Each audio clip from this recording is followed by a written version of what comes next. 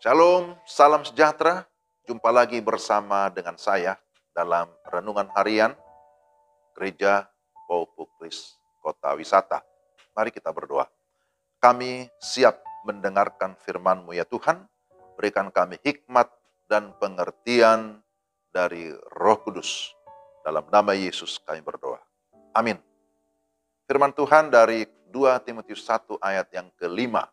Sebab aku teringat akan imanmu yang tulus ikhlas, yaitu iman yang pertama-tama hidup di dalam nenekmu Lois dan di dalam ibumu Eunike, dan yang aku yakin hidup juga di dalam dirimu.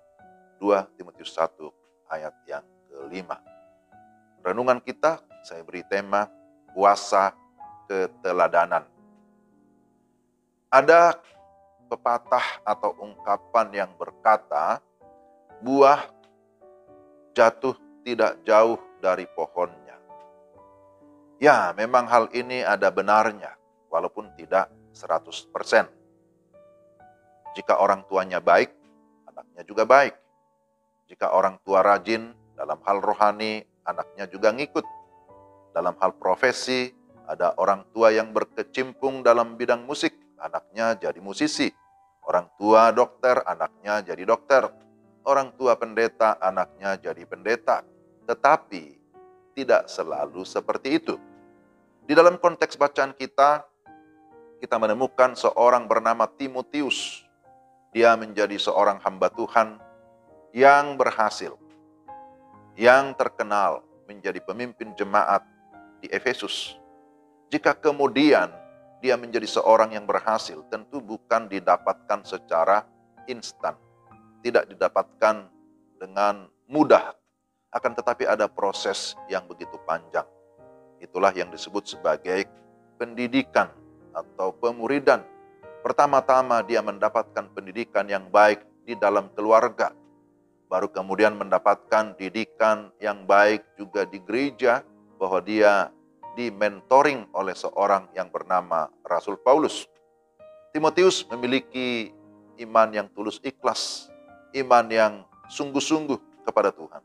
Karena dari kecil dia sudah mengenal kitab suci. Bagaimana Timotius memiliki iman? Itu tidak terlepas dari peran ataupun keteladanan orang tuanya yang bernama Eunike dan juga neneknya yang bernama Lois. Apa saja keteladanan sebagai orang tua juga nenek terhadap Timotius? Pertama, bahwa mereka memiliki iman yang benar. Orang tua maupun neneknya berlatar belakang Yahudi yang sangat kuat ataupun ketat dengan hal keagamaan. Ibunya yang bernama Eunike berarti kemenangan. Dia menikah dengan seorang yang tidak beriman, seorang Yunani. Dan akhirnya suaminya meninggal, dia menjadi janda. Tetapi dia tetap kuat menjalani kehidupan karena iman kepada Tuhan. Mereka mengenal Allah yang benar dan mereka tetap beribadah kepada Allah. Nah, itu keteladanan yang pertama, berbicara tentang iman. Tapi yang kedua, bahwa dia memiliki ketekunan di dalam mendidik anak. Eunike bertekun, artinya bersungguh-sungguh dan terus-menerus menjalankan perintah Tuhan. Memang dalam tradisi Yahudi, mereka selalu mengingat Shema Israel, Ulangan 6 ayat 4-9. Ada perintah untuk terus mengajarkan anak-anak berulang-ulang tentang Tuhan yang benar, tentang perbuatan Tuhan yang penuh kasih. Jadi, anak dididik sesuai dengan prinsip-prinsip Alkitab. Maka di dalam 2 Timotius 3 ayat 15 disebutkan bahwa dari kecil engkau sudah mengenal kitab suci. Dan dari mana Timotius mengenal kitab suci? Pastilah dari orang tuanya. Orang tua haruslah menjadi pendidik utama dan yang pertama bagi seorang anak. Bahwa orang tua harus menjadi pahlawan secara rohani, pahlawan iman bagi anak-anak. Tidak boleh melemparkan tanggung jawab itu kepada orang lain.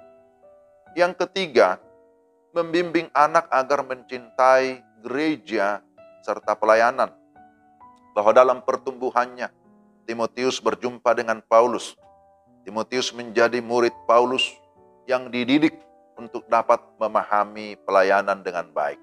Tentu orang tua memperkenalkan anaknya ke gereja, membawa anaknya ke gereja, membawa anaknya untuk mau dididik, diarahkan oleh hamba-hamba Tuhan. Nah, itu juga yang terjadi pada Timotius. Akhirnya Timotius menjadi anak rohani bagi Paulus.